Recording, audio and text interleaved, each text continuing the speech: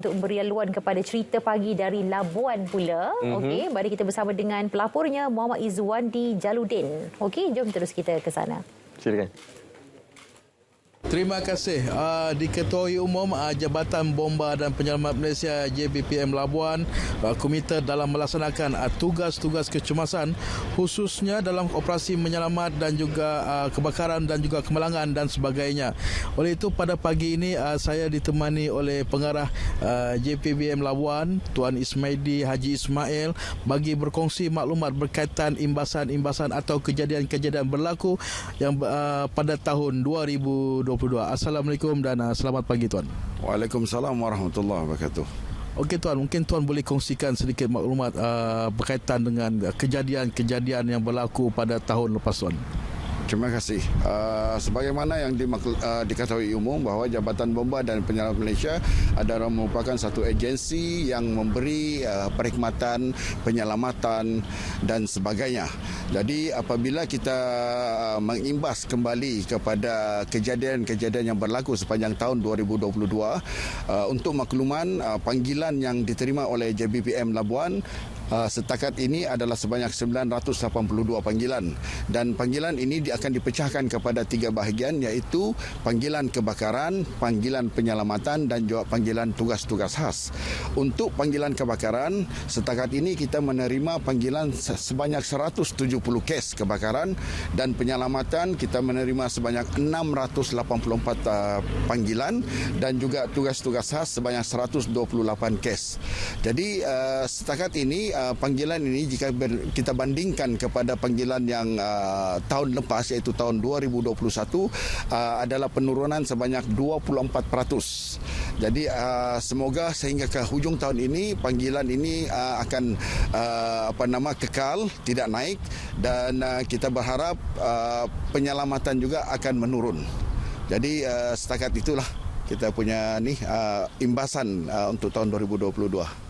Okey Tuan, setiap apa yang kita fokus kepada panggilan-panggilan kecemasan ni, apabila kita menerima pelaporan-pelaporan daripada pihak JBPM, setiap operasi yang dilaksanakan mengambil tempoh masa yang singkat, ini menandakan anggota keselamatan komited dalam mencapai ke KPI. Mungkin bercerita berkaitan KPI ni Tuan, mungkin boleh kongsikan sedikit.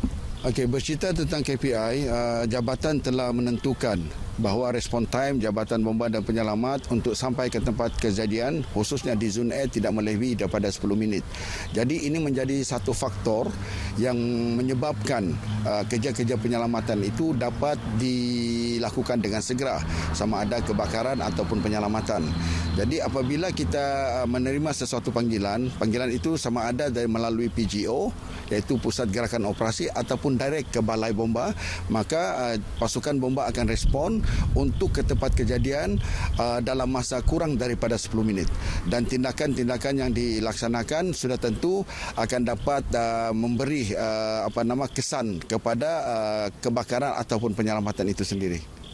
Okey Tuan, seperti yang Tuan laporkan tadi, ada penurunan 24% berkaitan panggilan kecemasan dan ini menandakan orang awam atau masyarakat setempat mungkin peka atau mendapat motivasi atau mendapat maklumat tentang kesedaran berkaitan dengan penjagaan keselamatan, kebakaran dan sebagainya. Mungkin apakah harapan Tuan pada tahun ini kepada umum khususnya?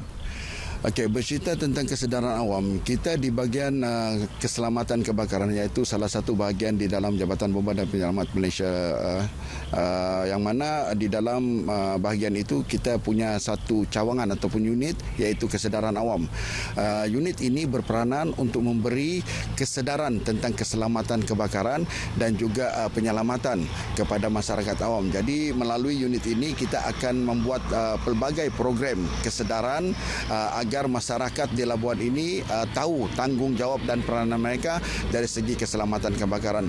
Dan sudah tentu kita berharap masyarakat Labuan akan terus alert ataupun berwaspada berkaitan dengan keselamatan kebakaran itu sendiri. Dan kita sudah tentu untuk tahun hadapan ini bahagian keselamatan kebakaran mempunyai perancangan yang tersusun untuk program-program keselamatan kebakaran itu sendiri.